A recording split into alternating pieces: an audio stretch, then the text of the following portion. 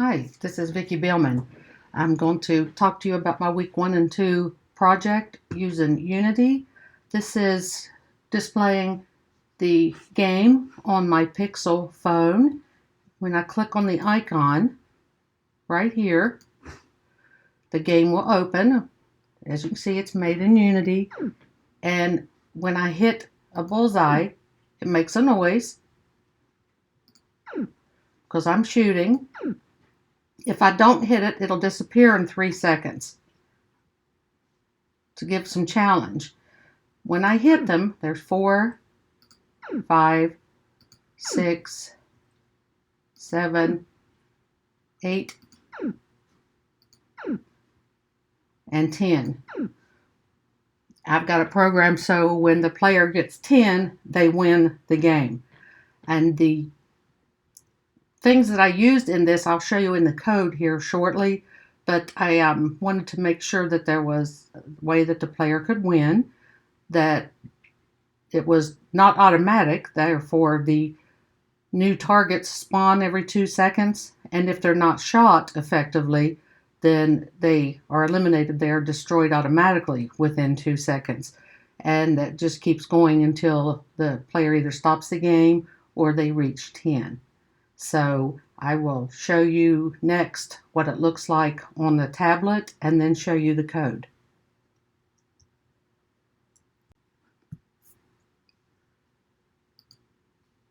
Now I'm going to play it on the tablet full screen. As you can see, now I have the bullseye. You can see the targets spawning and everywhere they spawn, and I have it set that if they are not clicked on and destroyed within 2 seconds of spawning, then they will be eliminated. And I have it programmed that they are spawned randomly in random locations with the programs of the X, Y, and Z axis set so that they don't spawn off the screen. So if I click, you'll hear it. It shoots it.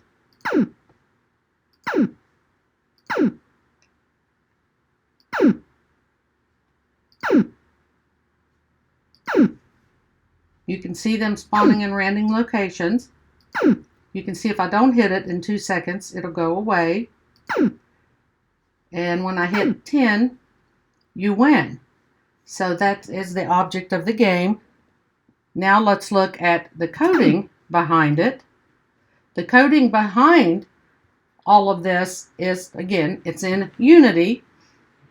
I have a game manager set up that manages everything that's going on in the entire game so that I can pull in the targets and the crosshair and the audio and anything else that I need throughout the game. So in the game manager, you'll see here that I have the public class game manager, and I have it notated right here, commented out so that you can see what each of the areas are doing.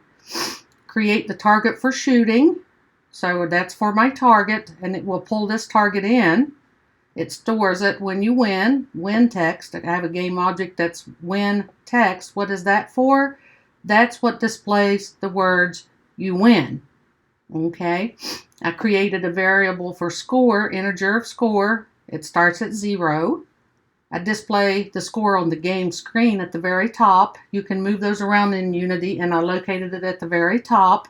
And again, it's also a text, and it's the score text. That's the object and the variable. I have a Boolean, win equals false. Why is that? Because when it's true, the game is over. So as long as it's false, the game has not won, we will initialize the start of the game. At the start of the game, the target is spawned in a random position at the start. Okay, and then we invoke repeating. What does that mean? That means we're going to invoke the spawn over and over again until something particular happens. And as you can see right here, what I have, it's set up to it invokes the method in time seconds, then repeatedly. So it will spawn every second, 1F, and it'll repeat every 2 seconds. The initial spawn is in 1 second from the start of the game, and they will spawn a new target every 2 seconds. The update is called once per frame. If when is true, okay, if they've reached 10 and it's true, then we want to cancel invoke. What am I canceling? I'm canceling spawn, okay? Because if they win, we don't need to spawn another target. And if the input is get mouse button down is 0, okay? Get component, audio source. Audio source is the bullet, the sound when it shoots. So the input is pushing your mouse or your click or your touch screen. When you do that, it's going to call a component, which is the audio source, which is the sound of the shot, and it's going to play. To initialize spawning, we're going to create random ranges for spawning the targets. Oh, just saw my spelling error here. We're going to float random X and random Y. Why not Z? Because this is a particular game I've done in 2D. Z is if you have 3. So for the X, we're going to set it up on a range, -7 and 7. Why is that? So that it doesn't go off the screen. And the Y is -3F and 3F. Again, these ranges keep it on the screen, on the game screen, on the gameplay. Vector 3, that's the random position. What does vector 3 mean? It means the X, Y, and Z in the inspector.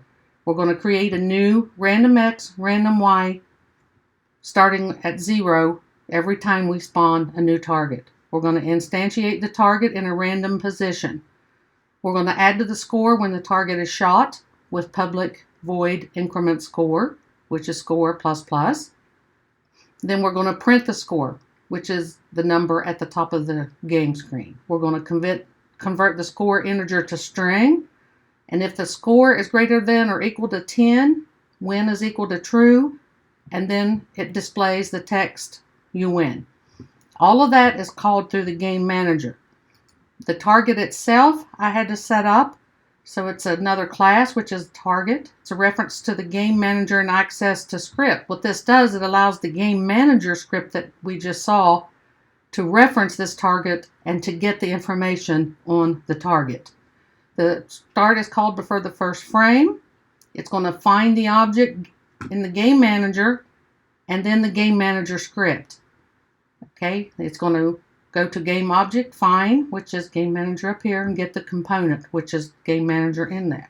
If not shot in 2 seconds, then we're going to destroy the target. That's destroy game object at 2 seconds. Update is called again once per frame. Private void when you push the mouse, click, or touch screen. Game manager, increment score. Destroy the target when bullseye is hovered over and we click the button. We will destroy the target. Okay, so that's the code.